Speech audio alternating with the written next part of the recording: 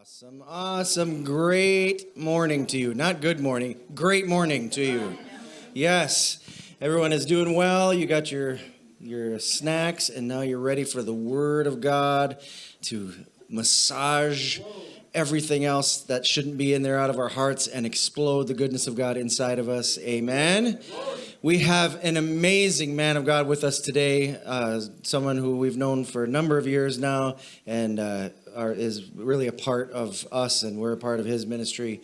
Bob Hanus from Utopia, Texas. Come on up. All right. Well, I'll tell you what, it's a lot has happened since I saw you all last, because I wasn't able to make it here last summer, but so it's been 2 years. But I'll share a couple recent stories before I really get rolling into my message and stuff. For those of you who may never have met me, I'm a man that's carried a wooden cross over 23,000 miles throughout all 50 states in the U.S., all over Canada, Mexico, Central America, just telling people about Jesus. And when I'm not carrying the cross, I tell even more people about Jesus, because I always have gospel tracts in my back pocket, and I'm always talking to people and asking them where they're from and if they know Jesus or not. So, sorry, I was spaced out for a second. How many miles? Over 23,000. Yeah. So you put it on SUV and drive around? No. I've actually walked over 23,000 miles. Yeah. And one of those walks was 3,426 from Boston, Massachusetts to Newport, Oregon, along U.S. Highway 20, the same highway that goes through Sioux City and Valentine and goes across, it goes ocean to ocean. It's the longest highway in America. And not just walking, but carrying a cross. Dragging a 70-pound cross over my shoulder along the highways. So, yeah, I also have done Sturgis 28 years in a row, retired from that in 2020. From that one outreach, I still do spring break. Did spring break 30 years in a row, inclusive of this year. So I'm on the beaches every March telling the kids about Jesus. And so, the last 8 have been in Port Aransas, Texas. The previous 7 before that were in South Padre Island, and all the ones before that were in Daytona Beach, Florida. So. But yeah, just go to where the people are and tell them about Jesus. Speak in a lot of jails and prisons and drug rehabs and detention centers and schools and churches. So, but anyway, yeah, you guys have been a part of my ministry now for a number of years, and I always love when I have the opportunity to come up here. In fact, as I travel in the summer, I went from traveling 12 months a year to traveling a good chunk of the year, but trying to target different outreaches where I'll go from my home in Texas, go do an outreach, and come back to my home in Texas, and so forth. And in the summer, I do a lot of churches, but amongst that, I do a lot of outreach as well. Do a lot of outreach in Wisconsin. Last year, actually, I wasn't here last year, but last year I did the FFA convention in Madison, the state convention. There was over 3,200 high school students with Future Farmers of America. And we led almost 400 of them to the Lord, just with a booth set up with those little bracelets, the rubberized bracelets, the salvation colors, and people wanted them, but they had to hear what those colors represent. And then as soon as you're done telling them, then you ask them if they want to receive Jesus. So, it was a great outreach. Spring break this year, I prayed with one-on-one 409 people for salvation out of all the thousands of kids that I gave tracts to and everything else, but 409 of them wanted to surrender their lives to the Lord. And then I get people that come up to me that I've prayed with before, and I love when they come up to me and tell me the rest of the story. It's like, you prayed with me 3 years ago, and I read your story, and my story is I never wanted to be a cocaine addict, because that's where I was before I got saved in 1987. And this young man comes up to me and goes, I read your story, and you prayed with me, and I want you to know that I was just where you were at, because I was addicted to cocaine, and I dropped out of college, and then I saw you on spring break, and after you prayed for me, you encouraged me, and I went back to school, and now I'm graduating in May, which was last month. He just graduated, and so God turned his life around too, so. We all have testimonies. It may not be this as a testimony, but you all have testimonies of where you were before you got saved, and that's what people need to hear. Besides spring break, I've done a lot of outreach for NASCAR events and Super Bowls and just all kinds of events. I try to target the big touristy stuff, but the one-on-one it happens day in, day out. I was just in Omaha the last few days prior to arriving here yesterday. And when I was in Omaha, a friend of mine owns one of the car dealerships there, and he's great because he knows when I come to town, he's like, "Hey, Bob, tell them about Jesus," And I don't need too much arm twisting to tell someone about Jesus, So one of his workers ended up leading to the Lord, and then the next day he wound up getting filled with the Holy Ghost, And so that was pretty awesome. I invited that particular person and a couple other people I know in Omaha out to a breakfast. And as we're having breakfast, the waitress wound up getting born again, So, I mean, that's how our life should be. Wherever we are each and every day, we should be leading people to the Lord. In addition to carrying a cross and preaching the gospel, I also volunteer my time as a volunteer fireman and an EMT. I've been on the volunteer fire department locally for 4 years, the last 3 as an EMT. So at the age of 54, 55, the EMS administrator approached me when I was a fireman only and says, "You'd make a great medic. You ever think about becoming an EMT?" And I says, "I'm 55 years old. To go back to school and take classes to become a medic is like, I don't know about that." So I thought I'd do this. I told her I'm going to talk to my wife and I'll let you know. Well, I figured my wife would say, "What? You're going to be an EMT now? You're already an evangelist and a fireman." It's like, what else? I thought for sure she'd kind of put a kibosh on it. But she didn't. The words that came out of her mouth is, "I think that's a great idea. You should do that." It's like, oh my. So I did, and I passed my national registry the very first time out, which is pretty cool, So I am a nationally certified, state licensed EMT, and I went off to firefighting school too, and got certifications there too. And in fact, I got Swiftwater training coming up in October, and so it's always a constant learning, But one thing about that is that I'm the fire rescue chaplain. I've been a police chaplain for 23 years, 15 of those with the Sturgis Police Department as their rally chaplain, and now also as a fire rescue chaplain. So when something really serious happens, besides, we go on a lot of brush fire calls, but structure fires, vehicle wrecks, search and rescue, stuff like that. We live in an area where there's a lot of tourism and there's a lot of hills. They call them mountains, but the tallest peaks, I think, are around 3,500 foot elevation, but a lot of woods and rivers and so forth. Well, we get this one call recently of someone, like a vehicle, it came across as a vehicle crash with possible entrapment. Well, we get on scene and find out that it's not a vehicle, it's a big John Deere tractor, and it's part of the crews that cut the bar ditches with the tractors and big shredders, and there's a group of 8 guys that are working with all these tractors going along the highway. Well, one of them, the tractor rolled over on him and pinned him underneath, and he, I'm looking around, make sure we don't have little ones, but he didn't make it.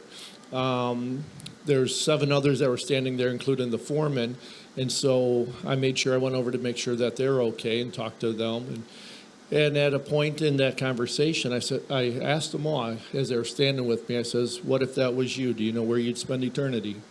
And they didn't know. I led all 7 of them to the Lord. One thing when you're on a scene like that, it's an opportunity. As sad as that situation is, it's an opportunity to tell people about Jesus. I prayed with a lot of people in the back of an ambulance, so I still will volunteer my time. This is my way of giving back to my community when I'm home between all my outreaches, and I love doing it. My wife, I was just telling someone that my wife, rarely can I get her to go travel anymore because I dragged her across the country in a motorhome for 17 years of our marriage, and we'll be married 28 years this November.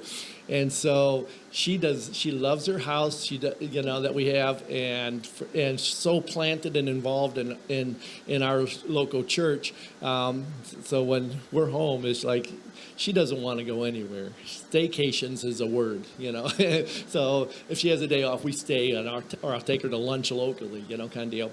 So someone during Christmas blessed my family with some money and says, "Hey, I want you to do something with your family." So I talked to my wife and my son and my daughter-in-law and says, "What would you guys like to do?" Well, my wife always wanted to go to a place called Magnolia Farms in Waco, Texas, and so it's this place where these people that are on HGTV build houses and stuff, and they got all. So, it's not my cup of tea, but it's my wife's cup of tea, so it is my cup of tea. Yeah. So I said, yeah, let's do that. So I got us a 2-bedroom for the weekend, and besides that, our son and daughter-in-law were going to join us with this. So it was a weekend together. And so the first day that we were out and about, we noticed on the way to Magnolia Farms, there's an In-N-Out Burger. Well, my son went to college in California, Northern California. I always have to say that, Northern California, where they're normal up there. But he loved when he'd fly into San Francisco that he'd get an In-N-Out Burger. And now they've got In-N-Out Burgers in some locations in Texas, including Waco. And so I said, well, tomorrow let's go have lunch there. So we wound up going there for lunch the next day. And I know the previous day that I saw a bunch of homeless people hanging out by the railroad tracks not far from Magnolia Farms or Magnolia Silos or whatever they call that.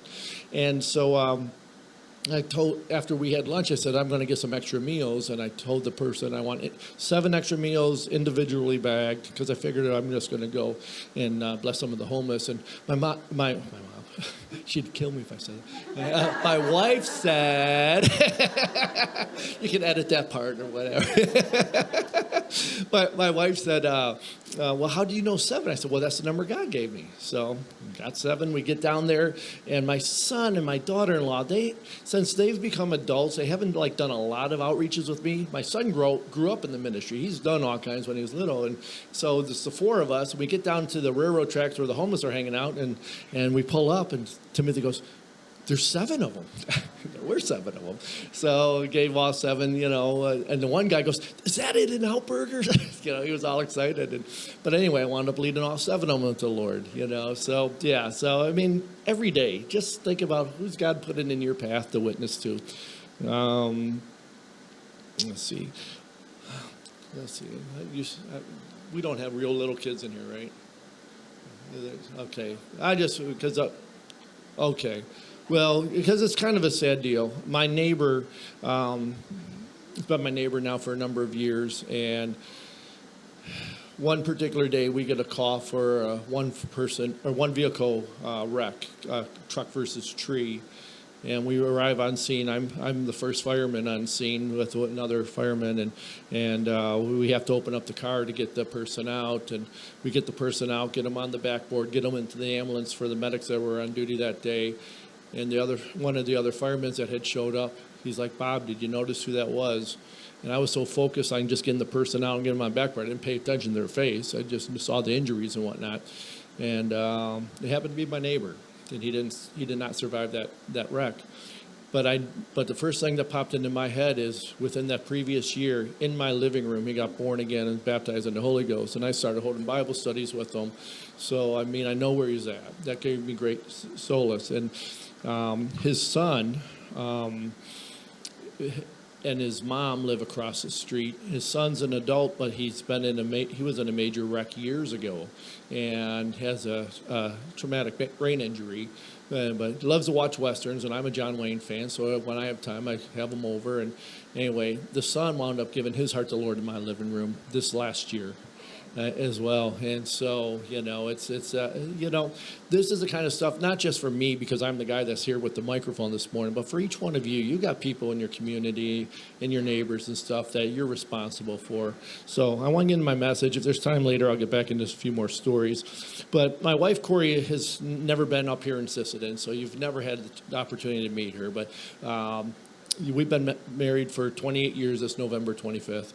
And again, we've traveled in the ministry. She was a speech language therapist for 10 years in a public school setting before we got married. And then when we got married, her life changed drastically because within days after she finished her contract, in June, we got married in '95. In June of 96, June 1st was her last day with the public school system. That very week, we headed off to Alaska in a 1973 Dodge motorhome that kept breaking down. For 3 months, we were in Alaska evangelizing. So her life drastically changed, And, of course, then having our son Timothy a year or so later and traveling. But my wife is just, I adore her, and I hope you get a chance to meet her someday this side of glory. And but she's so active in our church. She started off where she was just cleaning the church. Now she's head of the housekeeping, and then we got a number of buildings, and she's also responsible for the baby nursery and the toddler nursery. And every week we need volunteers and paid people to run it, teenagers and adults. And she's always doing all the scheduling. And then a few years ago, she got offered a job in town. With what's called Utopia Tree Houses. And Utopia Tree Houses is, if you've ever seen on TV, Pete Nelson, who builds tree houses all across America, these fancy tree houses, whatever, he's called the Tree House Master. Well, he actually built 5 tree houses in Utopia, 4 of them on the river right there, all 5 for the same person, who happens to be Corey's boss at her waitressing job, which she does, she was doing only on Saturdays. But now she's the receptionist kind of thing, where she meets the people that fly in and come stay at these tree houses. And it's not what you're picturing, probably, if you've never seen a program.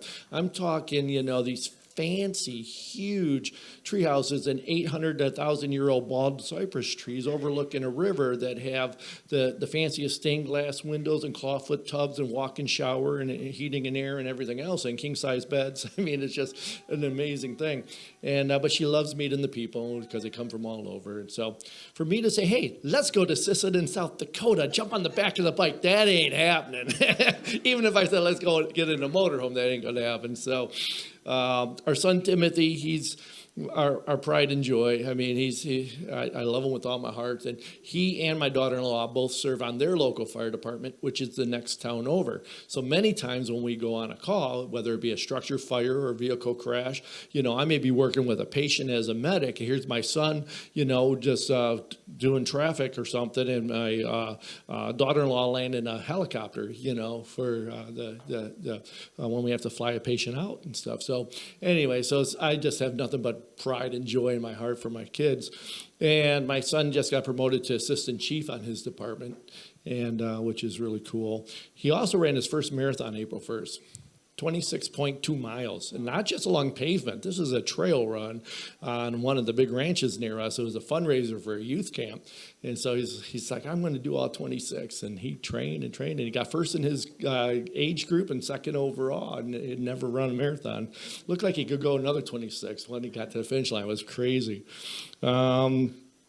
He's also works construction. He's been working for the same contractor for a lot of years, because even when he was in college, he worked the summers, and now he's been working full time since he's been out of college the last 5 years. And just recently, he's general contractor for his very first. He's the one in charge for everything with one particular house that they're doing, and so he's learning a lot. My daughter-in-law, she got her teaching certification at Sam Houston University in Huntsville, Texas, about an hour north of Houston.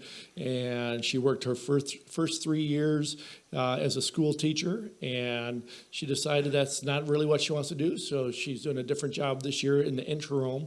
And come January 1st, she is going to culinary school in San Antonio. So it's pretty cool. My kids are establishing themselves, and I think they'll be building a house sooner than later. They got an opportunity to buy the property they're renting. So anyway, to say all that, and I want to tell you what's been happening with me. Can we put that picture up there now? Are we at a spot where, let's get that. Can you believe that's me?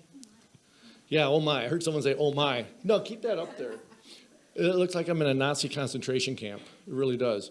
I went from 184 pounds to 123 pounds, was real anemic, skin and bones, got diagnosed with leukemia. That was August, 22 months ago. And you can change that now because I'm not anywhere like that now. I mean, turn the lights back on. I got my strength back, and praise God, full restoration. But when I was diagnosed with the cancer, they do a test called a BCR-ABL on an international scale. It's a fancy medical way of saying we're testing your bone marrow to see where the cancer cells are. And it was 88.7%. Cancer to 11% good cells. That my bone marrow was just producing not what it was supposed to be producing. The type of leukemia, chronic myelogenous leukemia, CML for short, is when your bone marrow overproduces white blood cells. And the white blood cells in your body are, I got to stop and think, I think it's between 4 and 12,000 in your body. Mine was 245,000, 250,000. Your spleen filters you're going to get an anatomy lesson this morning. Your spleen's about the size of your fist. It's up underneath your left rib cage. You should not be able to palpate it, which is to feel it, Mine was 13 centimeters below my ribs and 4 centimeters across my midline, size of a football, ready to burst when I finally got diagnosed. Prior to that, even as an EMT, I was not the type of person that I would ever go to the doctor. It's like, no, why should I go to the doctor? I got healed. Jesus' word says I'm healed, Why would I go to a doctor for something? So I saw myself getting weaker and weaker and weaker, not knowing what's going on. I've got a newfound love for doctors because after I went to the doctor, it was actually a friend in our church. He was a general practitioner for 38 years as a retired Air Force colonel. And he says, Bob, at least go get your blood work done. So I agreed to do that. So I went and got my blood work done, found out my hemoglobin's in the toilet, the platelets are in the toilet, the white blood cells are skyrocketed out of this world. And, it was real bad. It's like if I would have got cut, I probably would have bled out. If I got an infection, I'd probably die from that. It was not a good scene. And so now it had a name. I still wasn't going to go to a doctor because they told me, you need to be in the hospital right now as soon as I got the results. In fact, they called me from the hospital where I gave the blood. They called me from the lab 45 minutes later. I was almost home from the hospital that they just let them draw the blood they wanted. And they're like, turn around, come straight to the emergency room. And I go, I'm not turning around. Well, tell me what's up. Your white blood cell counts are 245,000. I said, I'm a medic and I have no clue what that means. They said, you've got leukemia. I said, okay, well, good. Now I know this thing has a name. So I'm going to talk to my doctor. I'm going to talk to my wife. We'll decide what we're going to do. So I talked to, my doctor, the doctor from church, and he's like, yeah, I suspected something like this. You need to be in the hospital like yesterday. And I said, well, I'm not going right away. I'm going to pray about it. He thought it was nuts. My medical director who oversees our EMS service got wind of it, and he says, you need to be in the hospital today. I says, I'll give you an answer tomorrow. I sat my wife down. My mom was still alive at the time. My mom, my wife, and my son, myself. The four of us sat at the kitchen table. I says, we're going to have a unanimous decision here. I'm going to do what you guys think, but because if it's just left up to me, I'm just going to stand and watch the salvation of God. I'm stubborn, and this is the way I've always been, And so, one question I asked the doctor is is there a possibility that my spleen can rupture? And he said, yes. I said, okay. That was kind of the deciding factor. So went to University Hospital in San Antonio. This is during COVID yet, and the emergency room's packed. And when you walk into emergency room and they draw blood and then they come rushing right out, they put you in a room whether they say they have no rooms or not, And the cool thing is the input nurse, as she comes in and she's going through the questions, so I can filling out all the forms, she says, are you of any particular religion? I says, yes, ma'am, I'm a born-again, spirit-filled child, a tongue-talking, devil-stomping, or something to that effect, I told her. I said, but let me ask you, are you born again? And she says, no. And so I laid out the gospel, led her to the Lord. So then I thought, okay, God's in this somewhere.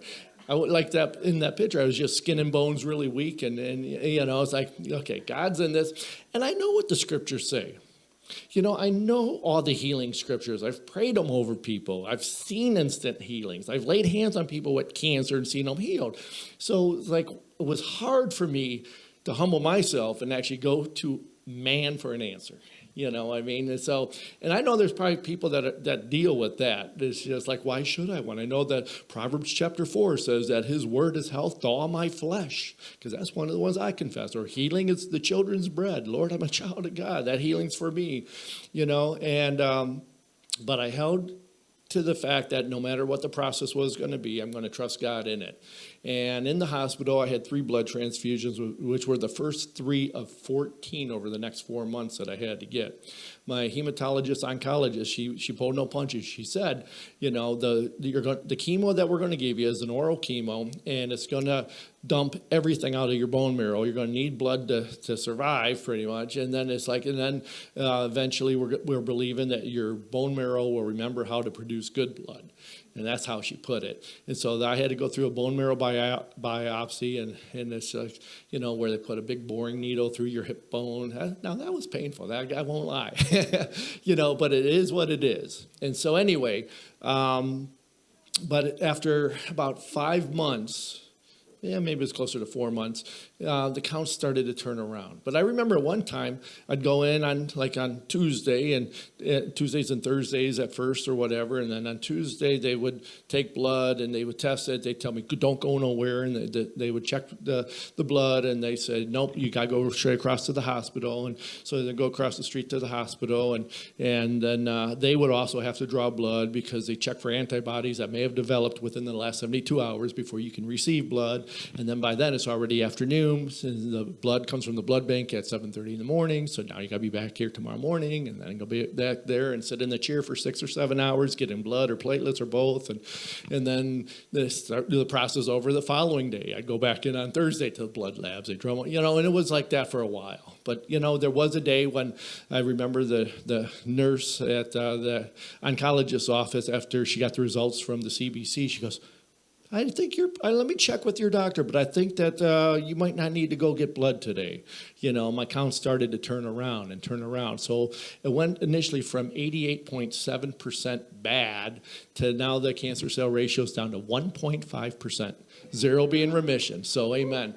Yeah, Lord gives a hand clap for that one. The thing is, yes, God could have healed me totally and fully instantly in a moment. But sometimes, you know, he drives out our enemies little by little. And the way I've always preached, or always believed, that's probably a better way of saying, I've always believed for increase. I said, God, you're a God of increase, not decrease. I expect today's counts to be better than they were last time. And that's how I've always approached it. And my counts have always gotten better and better and better and better. You know, and so that's with anything. That's with finances. That's with relationships, whatever you're dealing with. You know, it's just believing God that things are going to get better and better and better. And by the way, I gained over 50 pounds back. Now I think I'm at a good weight. That's how much weight I had lost. It's just, it's horrible. Let's see. You know, one of the scriptures that came to mind right after being diagnosed is Psalm 34:19. Many are the afflictions of the righteous, but the righteous delivers them out of them all. And it says all. It doesn't say some. In fact, I don't know if you guys are doing translations up there or anything, but the Lord delivers them out of them all. And I said, okay, Lord, this is what your word says. And I still confess the word, you know, but James chapter 1, I tell you what, that's probably one of the first ones I went to. And it says, my brethren, count it all joy when you fall into various trials, knowing that the testing of your faith produces patience. But let patience have its perfect work, that you may be perfect and complete, lacking nothing. That's James 1:2-4. And so count it all joy. All right, so got leukemia, count it all joy, you know.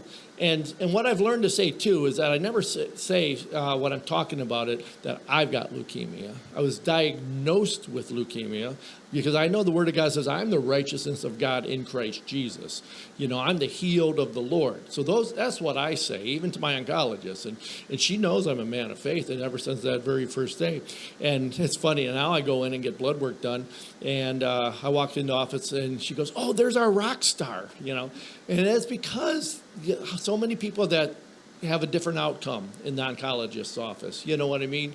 And it's just like during all this time, my mom had passed away of lung cancer December, right around Christmas, a year ago last Christmas. That was during all this time. My mom and I were going to the same oncologist. I'm thinking that shouldn't happen. But, I think in the scripture, two will be at the oncologist's office, one will be taken and the other left, But the thing is, I know where mom's at right now, and I know where I'm going, So whenever our last breath happens here, the next breath is there in glory. So it's nothing to fear. And then ever since I was diagnosed with leukemia, I never, ever lost my joy, and I never lost my peace. Because I believe both are not only are fruit of the Spirit, but it's a choice. I could choose to walk in joy, or I can choose to walk in fear. I can choose to walk in worry or something like that, but I don't choose not to. I choose to walk in joy, and I choose to walk in peace. I don't have to understand why everything's happening. I don't have to understand the timeline of everything. But I know what the Word says, and I knew God was going to fulfill His Word, and I knew without a shadow of doubt that I was going to be healed. And a lot of people will spiritualize and say, well, yeah, I knew you'd be healed, whether it's this side of glory or the other side. I don't even look at it that way. I knew this side of glory I was going to walk in health again, and to see my body get stronger. I mean, I remember months later after that first picture is that I called my wife into the bathroom as I'm standing before the mirror in the morning, and I said, Corey, come here, look. And she's like, well, what? She comes running into the bathroom. I go, you can't see my rib bones no more. It's like different things along the way where it's like, wow. I mean, simple things that I always pick up on is like my motorcycle is a 900-pound motorcycle, and it's got a center stand and behind the kickstand where you can put your foot on it, and you can rock that bike up onto the center stand and stabilize it, so you can change the oil or tires or whatever. Well, I would try to do that on one oil change not too long ago, and I couldn't get that bike up there. So when my son was over, I said, son, help me get this bike up. And he goes, Dad, hang on. And he just stepped in there and he did it, like it's no big deal. Well, he wasn't around when I did my last oil change just a week or so ago before this trip. And so I go, well, let me see where I'm at today with this. And bam, popped it right up. Go, oh, thank you, Lord. So I know that I see in my own body that I'm getting stronger and stronger and stronger. But I keep confessing God's word. The only thing that brought me to tears after being diagnosed with leukemia, and it had nothing to do with the leukemia, it had to do everything with my friends, my family. I started getting cards and letters from people in the church and people I knew that saying, get well kind of cards. But so many of those cards included letters and saying, you were there for us. You and Corey have always blessed us with this and that. And, or you led me to the Lord, or you prayed for me and God healed me. I just want to give back to you. And I kid you not, we're opening cards that had checks for $10,000 in it or $5,000. And we've lived on faith for 30 years. And I start just crying. Just weeping, because the people were just like giving it. Because when I got diagnosed, I didn't have insurance. And the chemo that they have me on is a 100-milligram pill. The doctors say, now this ain't me saying it, the doctors say I'll be on it the rest of my life. And it's a 100-milligram pill. It's a tyrene kinase inhibitor. It's a TKI, they call it. It's a little pill that makes your bone marrow not overproduce white blood cells. And that medication alone is $227,000 a year. Every morning at 7 a.m. when I take my little pill, it's like $600 and some dollars, And I didn't have insurance when all this started, when I got diagnosed. I applied for insurance because I never had it as an adult. And I went to healthcare.gov because someone told me that you should do that. And it was like before the deadline for that year, because the deadline was August 15th. I got diagnosed August 10th. And this was about August 12th or 13th when I was told about go to healthcare.gov. And I type in the information, says I'm eligible for $12,100 a year for insurance premiums. And then it gives you a whole list of insurance companies. And then it's like 500 insurance companies I know nothing about. It's like throw a dart at one. It's like, oh, Blue Cross Blue Shield of Texas. I've heard of Blue Cross Blue Shield. I just clicked on it. And because the insurance premiums were covered then, but like the right amount. And so it went into effect the following month on the 1st, so September 1st. In fact, when my oncologist wanted to do the bone marrow biopsy, it was the end of August. I said, can we wait one more week because I don't have insurance? Like, yeah, we can. And, but it's covered my meds. Zero money comes out of pocket for all those meds. And every month is over $18,000. So, yeah, amen. So, that's how God chose to provide for it. He doesn't have to do it that way. And I truly believe there's a day when God's going to say, you're done with that, walk away. Or maybe my oncologist, hematologist, she'll just let's decrease the frequency and the dosage, see what happens, But I believe there's going to be a day I'm not even going to have to take that stuff, and it hasn't had too many side effects. No, I'm just teasing. It really hasn't. Initially my body was like nauseous and had to take medicine for that or whatever. Man, I've never been a medicine guy, so it's just rough to have to take anything, But no, it hasn't had any effect. It really hasn't. Let's see. Oh, another thing about all this, too, is that, I know I've been a faithful tither for many, many years. I got saved in 1987, so, 30 plus years, whatever, been tithing faithfully, not only tithing, but giving. My wife and I, we give to ministry every month, and one in Kenya, one in Guatemala, one in Mexico, Philippines. She gives our daily bread. Plus all the offerings we give, got special speakers and everything else, plus faithful to tithe our church. And so, I know what God's word says about when you tithe and sow offering. He says that he'll rebuke the devourer for your sake. These diseases won't come upon you and everything else. So his word has a lot to say about healing. So I make sure that I'm always faithful in doing what God's word says with that, And I want to show you something because we've got a little bit of time. I'm going to go right into chapter 8 of Matthew. Matthew chapter 8. This is something that, when I read it, it was after I was going through this whole process, and it kind of was something that kind of took me aback. Because these are passages and stories that are actually something I'm going to share. It was actually in Matthew, Mark, and Luke's account of this. But in Matthew chapter 8, I'm reading on New King James. I'm just going to go through it fairly quick. The first one's talking about a leper, and behold, a leper came and worshipped him, verse 2. A leper came and worshipped him, saying, Lord, if you're willing, you can make me clean. Verse 3 was Jesus' answer. It says, then Jesus put his hand and touched him, saying, I am willing, be cleansed. Immediately, the leprosy was cleansed. So here Jesus is, a leper says, if you're willing, you can make me whole. It's like, I am willing, be whole, be healed, Verse 5, now when Jesus entered Capernaum, a centurion came to him, pleading with him, saying, Lord, my servant is lying at home paralyzed, dreadfully tormented. Jesus said to him, I will come and heal him. It's already a done deal. When Jesus says he's going to do something, he's going to do it. He says, I will come and heal him. The centurion answered and said, Lord, I'm not worthy that you should come under my roof, but only speak a word, and my servant will be healed. For I also am a man under authority, having soldiers under me. I say to this one, go, and he goes, and to another, come, and he comes, and to my servant, do this, and he does it. When Jesus heard it, he marveled and said to those that followed, assuredly I say to you, I have not found such great faith, not even in Israel. And let's just jump down to 13, just time's sake. Then Jesus said to the centurion, go your way. As you have believed, let it be done for you. And his servant was healed that same hour. Then again, here verse 14. Now when Jesus had come into Peter's house, he saw his wife's mother lying sick with a fever. So he touched her hand, and the fever left her. And she arose and served them. So here it is. Now we'll do one more verse here. When evening had come, they brought to him many who were demon-possessed, and he cast out the spirits with a word and healed all. Is that so? Let's see. That's verse. Go to verse 16 there. We got 16 there?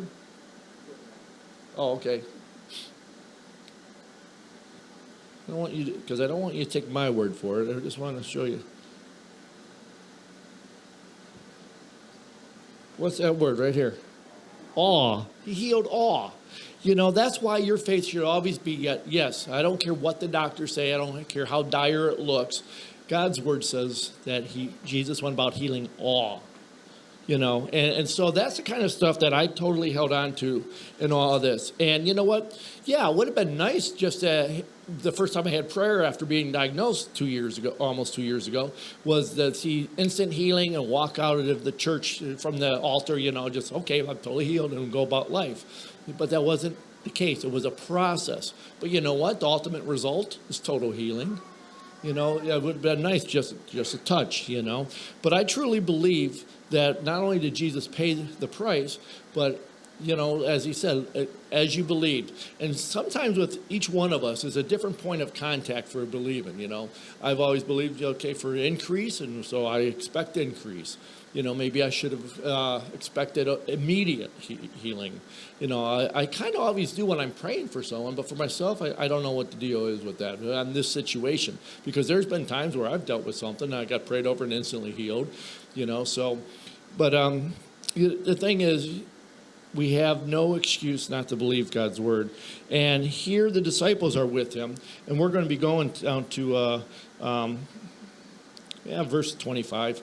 The disciples are with him in the boat. Jesus said, we're going to the other side. He already tells them, we're going over there. So they're in the boat, right? And then his disciples came to him and woke him, saying, Lord, save us. We are perishing. And so this, your translation, the disciples went and woke him, saying, Lord, save us. We are going to drown. Jesus said they're going to the other side. They should have had full confidence in what his word was, that they're going to the other side. But here these experienced fishermen who have seen bad storms know they're in the middle of a bad storm. Says, we're going to drown. We're going to perish. And Jesus says to them, why are you fearful, you of little faith? So he's rebuking them for having little faith. It wasn't just Matthew's account, but Mark and Luke give the same account. And I like how, I'm going to go there real quick as I kind of wrap this up. I think it's Mark. Actually, it might be Luke's account. Let me look real here. Let's go to Mark 4:38.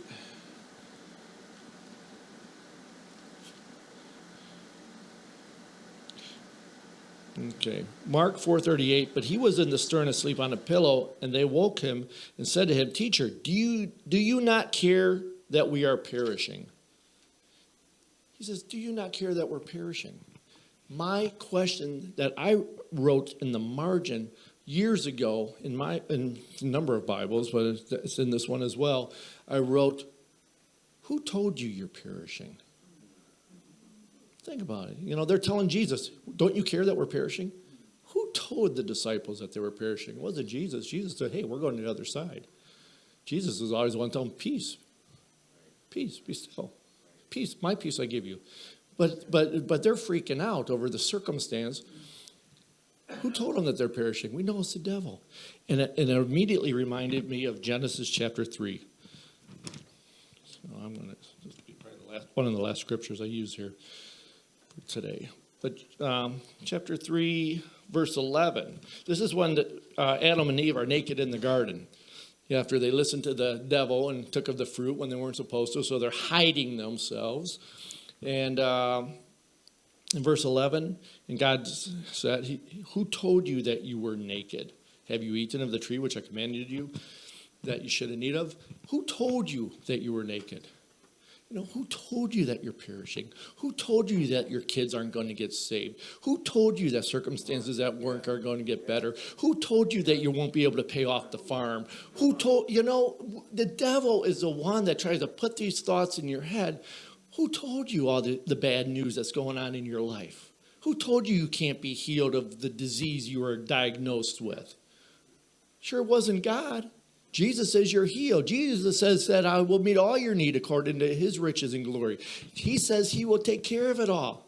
You still have to do your part. You still have to be faithful to him. You still have to be faithful and tithe.